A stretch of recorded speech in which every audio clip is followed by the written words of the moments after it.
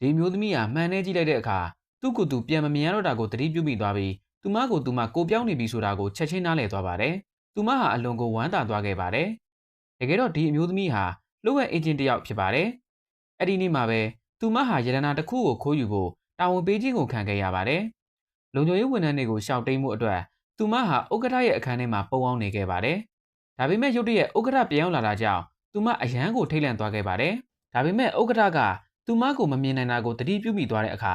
ဥက္ကဋ္ဌဟာမျက်စိမမြင်နိုင်ဘူးလို့သူမထင်မှတ်လိုက်ပါတယ်။အဲ့ဒီနောက်ဥက္ကဋ္ဌကရေချိုးဖို့အတွက်အဝတ်စားတွေကိုချွတ်လိုက်ပါတယ်။အမျိုးသမီးကအခန်းထဲကနေပြန်ထွက်ဖို့ပြင်လိုက်တဲ့အချိန်မှာ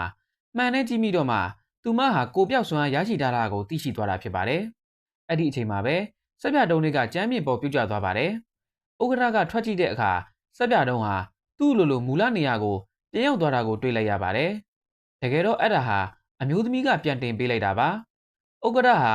တိုင်ကက်လက်သွပ်ဘွားကလည်းသူ့လိုလဲနေတာကိုသတိပြုမိသွားပါတယ်။အဲ့ဒီအချိန်မှာပဲအမျိုးသမီးရဲ့ကိုပြောက်စွမ်းအားကစတင်ပြောက်ကွယ်လာပါတယ်။ဥက္ကဋ္ဌကသူမဝတ်ထားတဲ့အနီယာအဝတ်စားတွေကိုမြင်လိုက်ရတဲ့အခါ